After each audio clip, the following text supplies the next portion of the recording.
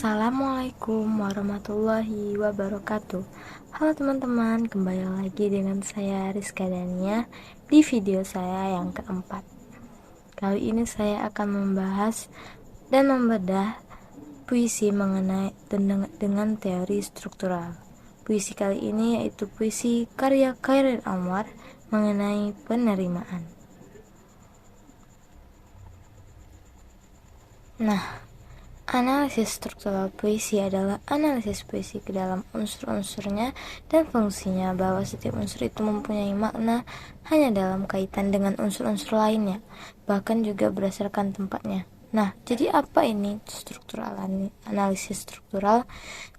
Analisis struktural meliputi struktur fisik dan struktur batin puisi. Struktur fisik terdiri dari perwajahan puisi, diksi, imaji, kata konkret, gaya bahasa, rima, dan irama. Sedangkan struktur batin terdiri dari tema, rasa, nada, dan amanat.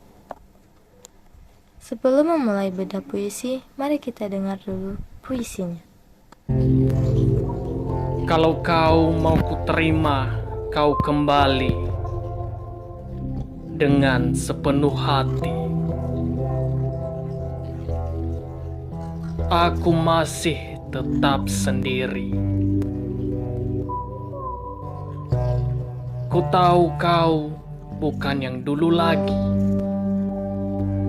Bak kembang sari sudah terbagi.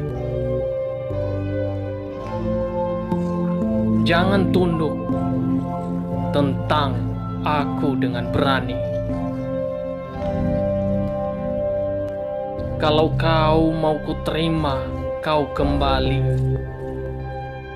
Untukku sendiri tapi. Sedang dengan cermin, aku enggan berbagi. Selanjutnya mari kita bedah dengan menggunakan teori struktural. Yang pertama ada struktur fisik. Nah, pembagian pertama ada perwajahan puisi atau tipografi. Puisi penerimaan karya Chairil Anwar memiliki tipografi yang semi konsisten. Puisi ini terdiri dari 6 bait yang beberapa baitnya memiliki kesamaan dalam jumlah baris.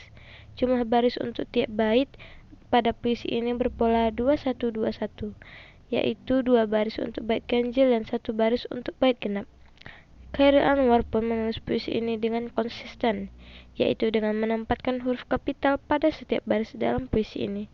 Namun, bila diketik secara sama, maka kita akan menemukan keganjilan dari keputusan menempatkan huruf kapital untuk setiap baris ini. Keganjilan ini terutama terdapat pada garis kedua bait-bait ganjil. Menurut hemat penulis, makna dari baris tersebut adalah penjelas. Bagi baris sebelumnya, hingga mestinya huruf kapital tidak diperlakukan. Sepertinya ada makna tersirat dari keputusan Chairil dalam menulis huruf kapital di sana. Atau mungkin juga sekedar menjaga konsistenitas penulis saja. Yang kedua ada diksi.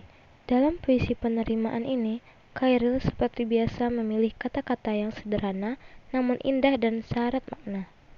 Pemilihan kata yang Chairil lakukan membuat pembaca saja ini merasakan dengan jelas suasana hati Chairil dan membuat puisi ini lebih bernyawa. Yang ketiga ada imaji. Dalam puisi ini, Chairil Anwar tidak memunculkan teknik imaji yang dominan. Hanya saja dengan kelebihannya, Chairil Anwar masih saja mampu membuat pembaca merasakan apa yang ia rasakan. Satu baris yang mungkin masih bisa digolongkan pada pengimajian adalah bak kembang sari sudah terbagi. Baris ini mengajak kita membayangkan situasi kembang sari yang telah terbagi. Keempat ada gaya bahasa. Chairil dalam puisi penerimaan ini menggunakan gaya bahasa simile yang berwujud pada baris kedua pada bait ketiga, yaitu bak kembang sari sudah terbagi. Yang kelima ada kata konkret.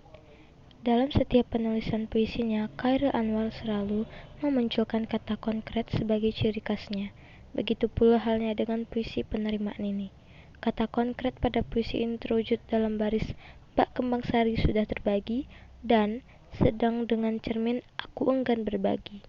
Kembang selalu identik dengan seorang perempuan, namun bukan Chairil Anwar namanya bila ia tidak menjadikan karyanya berbeda.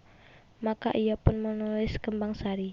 Entah apa maksud pemilihan sari, mungkin karena sari yang ada pada serbuk sari itu mudah sekali terbagi. Sedangkan cermin adalah sebuah alat pantul yang merefleksikan diri kita yang nyata.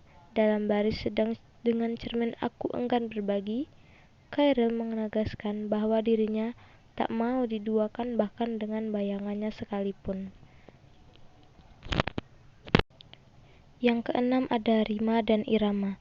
Puisi ini memiliki rima konsisten karena seluruh baris pada puisi ini berakhiran huruf i dari awal hingga akhir, sedangkan irama yang digunakan menggunakan irama yang menunjukkan keteguhan hati penyair dalam mempertahankan prinsipnya meski ia telah memberi kesempatan.